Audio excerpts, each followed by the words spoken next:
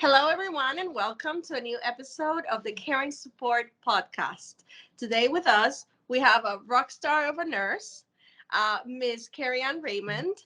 She's a highly experienced nurse with more than 10 years of work in the healthcare sector. She has a really inspiring story to share with all of us, and I am sure, and I know that James is sure as well, that it will definitely make an impression on new grads, on nurses everywhere, and even to those nurses who are like burnt out right now, going through a lot of stress in their work. I think this is going to be a great interview for all of us. So, James, if you will. Thanks, Laura. Appreciate the kind words for our lovely guest this week. Kerry-Ann, we connected a while ago, and I believe through LinkedIn, right? Yeah. I mean, I live on the platform, but the truth is, it's really great to meet you. You have a very, very lovely demeanor, and as Laura indicated, you have a lot of experience. You have a really powerful story. You're just an incredibly inspiring figure for a lot of people, even beyond nursing. So I want to get it because, as you know, I got a bunch of questions for you. Um, and maybe, other than the stuff that's just been said, can you do a little quick introduction of yourself? Would you mind? Sure, absolutely. But first, I just want to thank you guys for inviting me Yeah. on the platform, and thank you for the wonderful words and the introduction that you gave so far. So thank you so much. So a little bit about me. As you guys said, I've been a registered nurse now for the past 10 years, and I graduated from York University in 2011. And I started through the New Grad Initiative program. So I got hired with the clinical resource team at William Osler, and I started in the area of surgery. So I worked on general surgery, short stay, and orthopedics.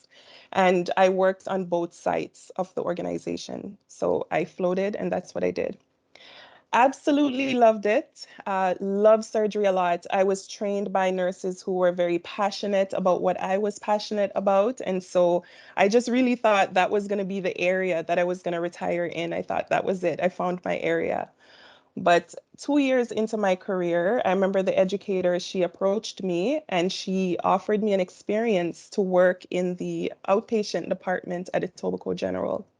So I decided to go. I was a new nurse, a little intimidated by the new experience, but I wanted a new challenge. And so I went off to the outpatient department at Etobicoke General.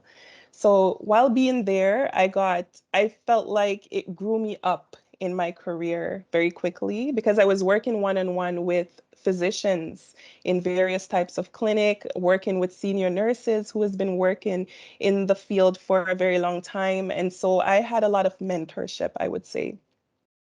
So I did that for 6 months. I got a lot of experience working in the minor procedure clinic, in, urgent care clinic. There was just so many different areas.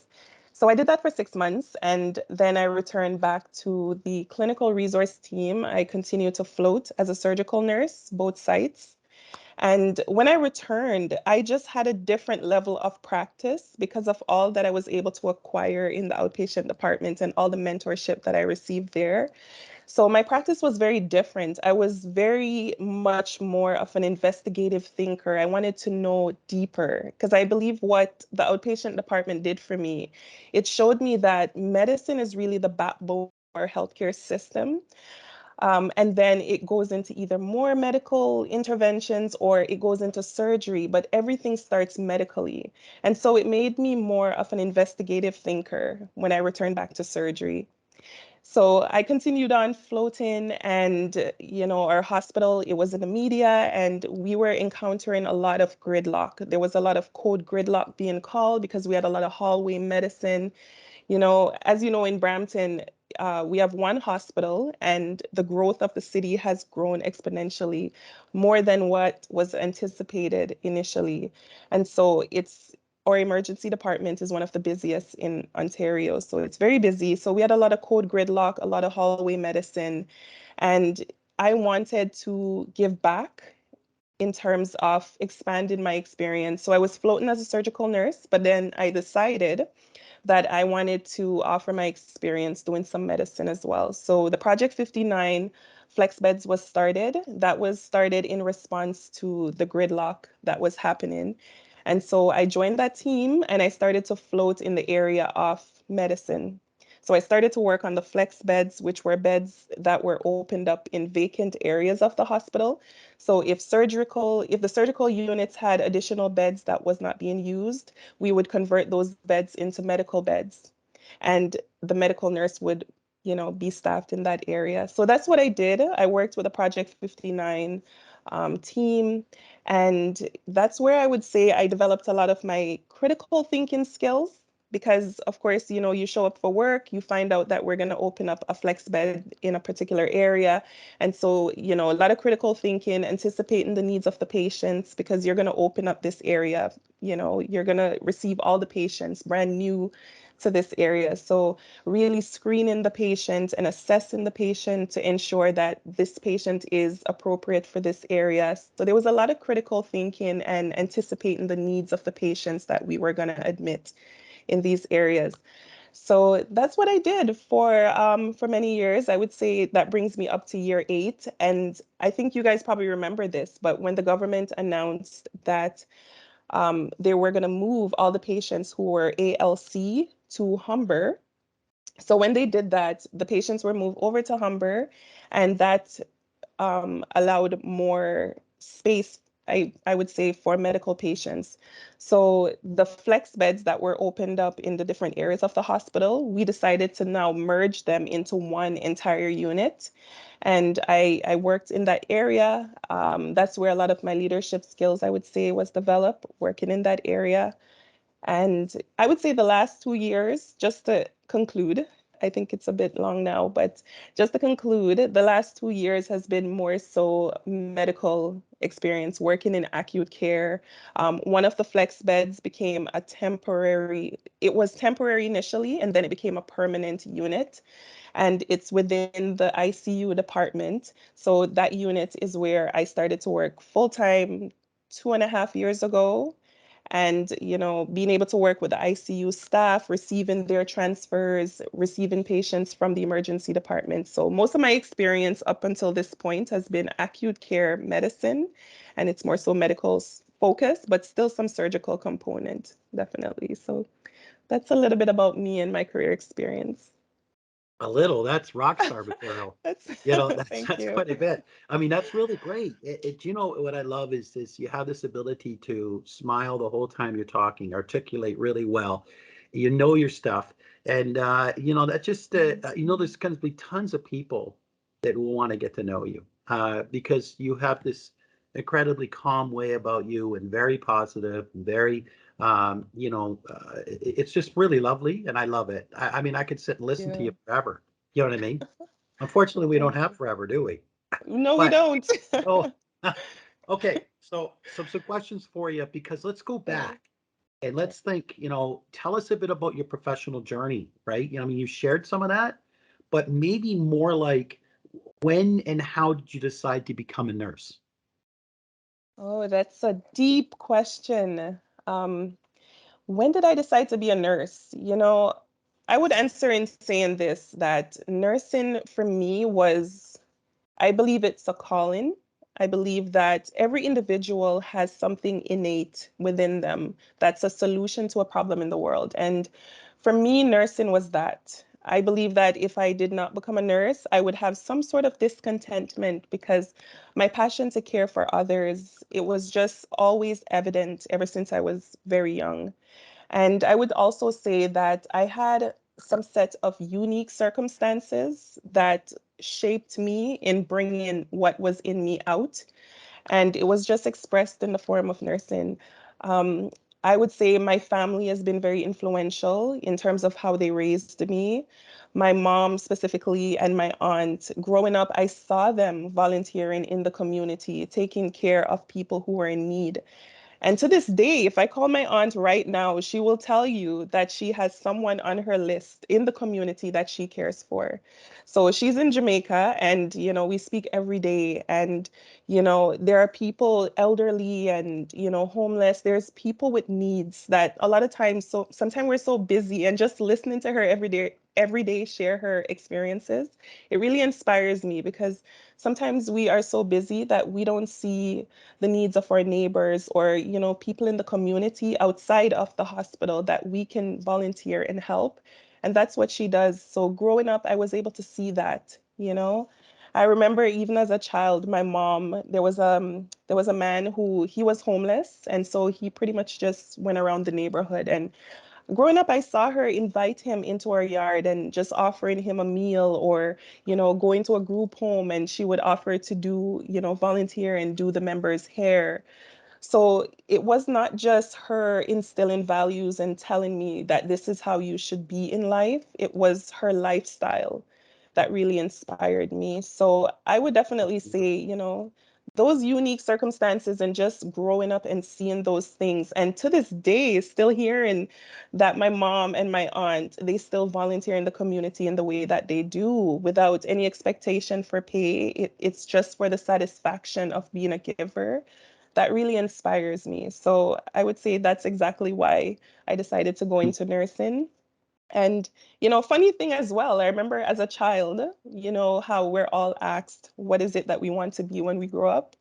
I didn't say I wanted to be a nurse. I said I wanted to be a teacher. And I believe I said that because there's a part of me that loves to educate and to empower others with information and knowledge.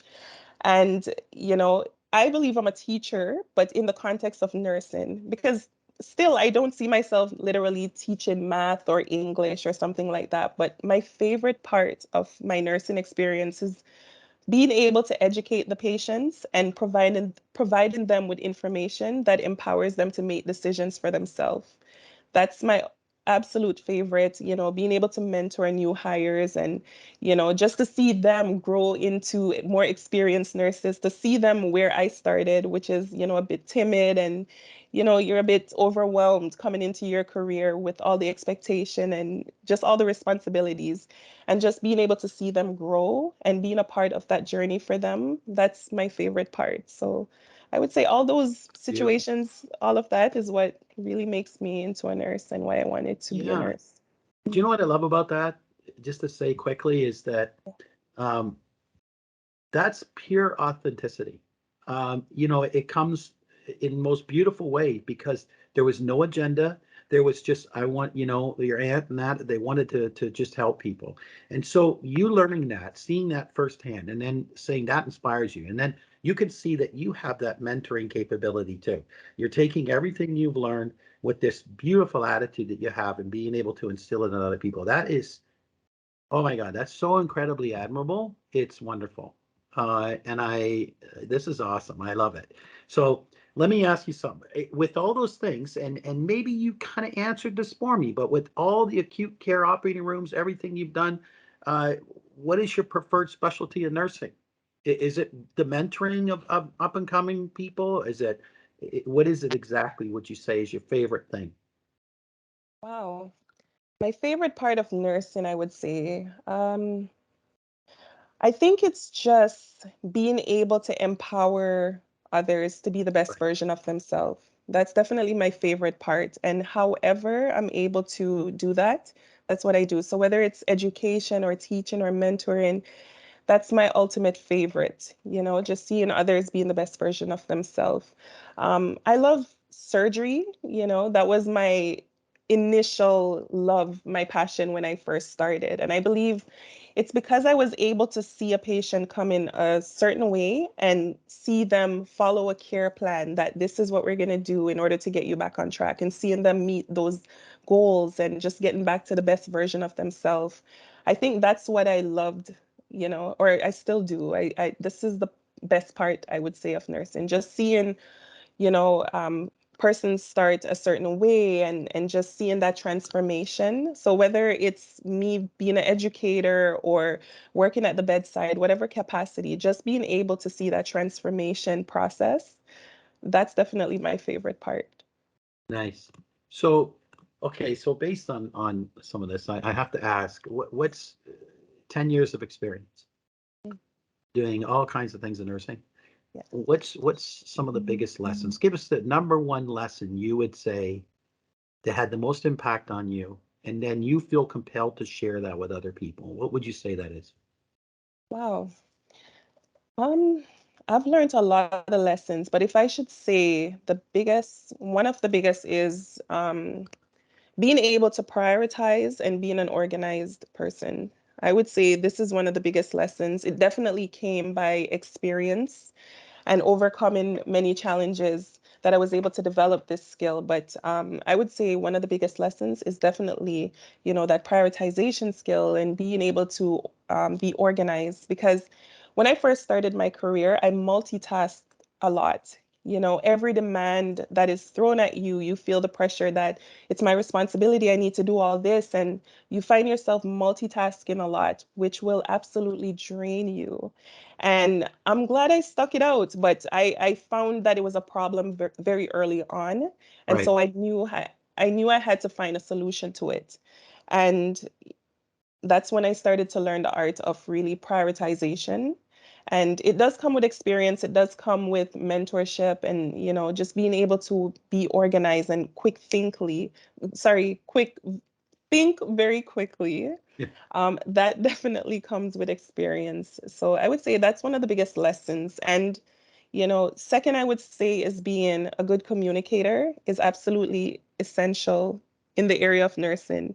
I think it's so important that it should be a part of the nursing program. There should be an entire course dedicated to communication, understanding different communication styles and when to use a certain communication style for a certain type of situation. I think that's something I learned. Great communication is absolutely essential.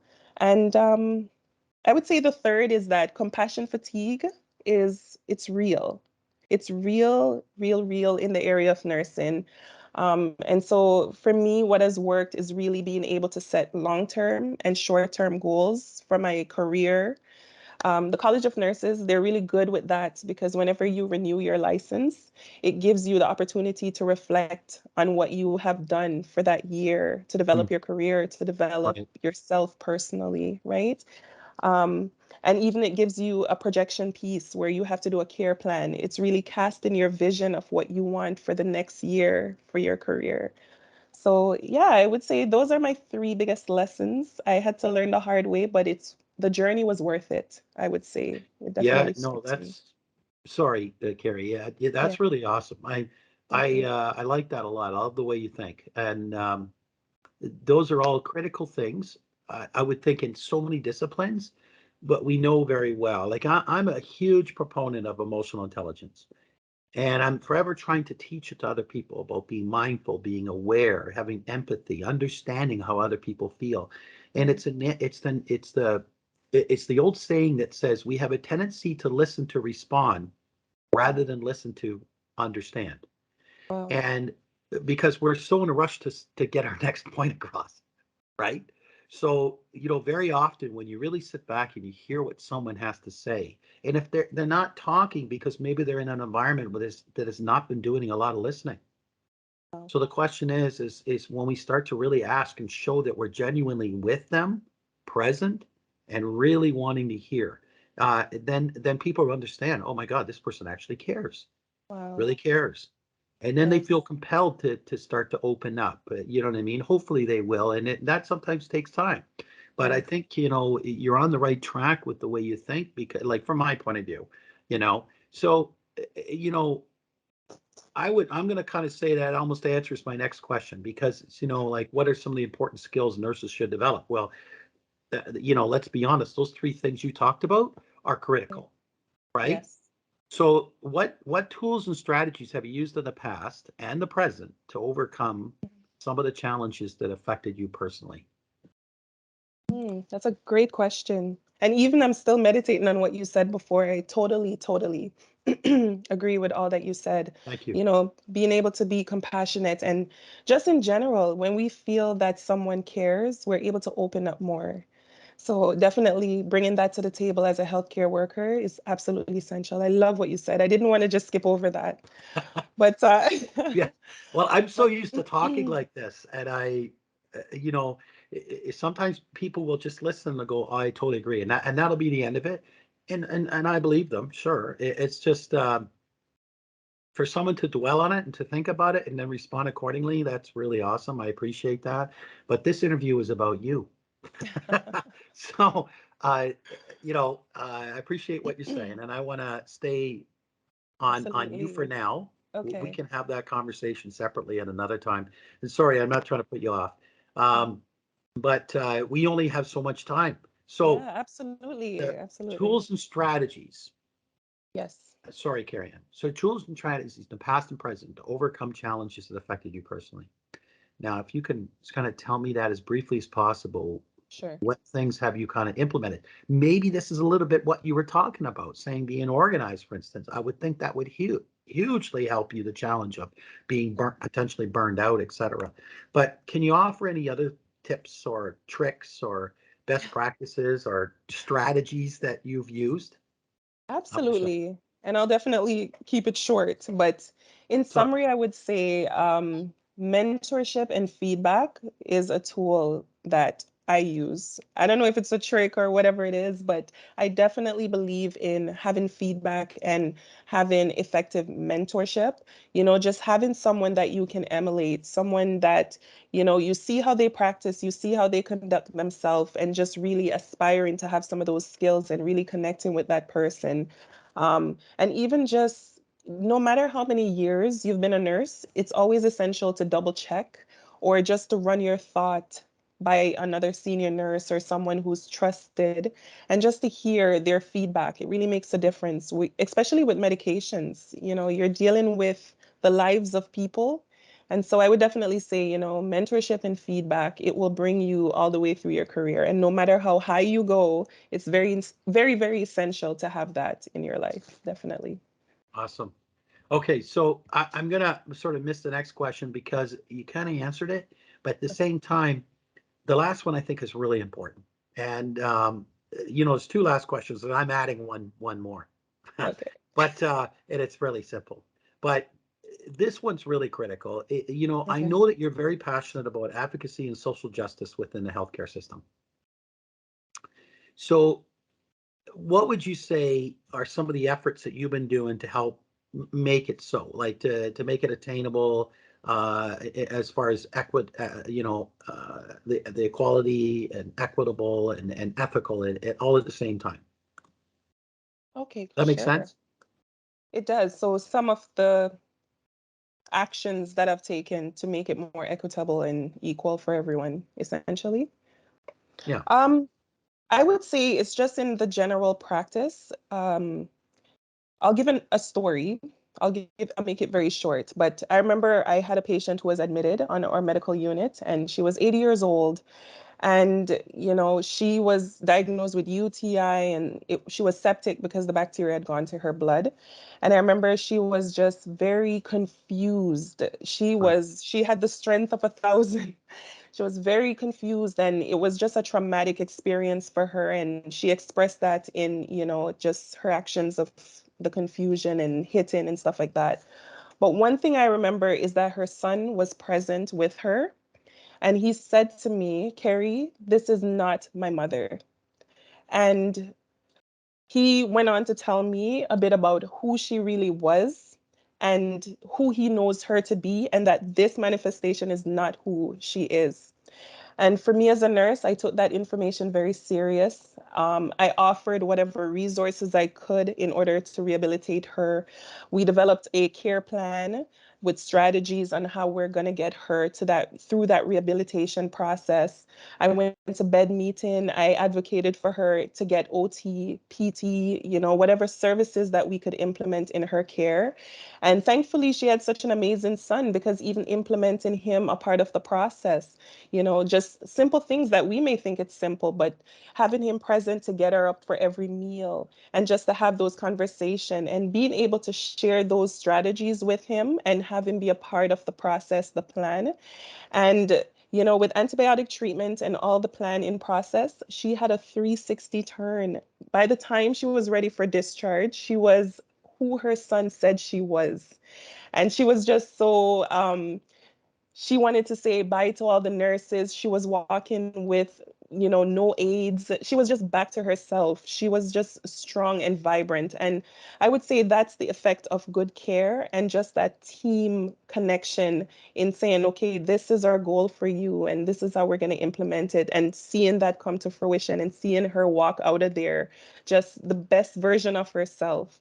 So it's just in common practice, just whatever way we can offer, resources or strategies or experience or intuition, just being able to advocate for the patient, to have basic dignity and to be treated with respect, and just to partner with them for them to get back to that best version of themselves.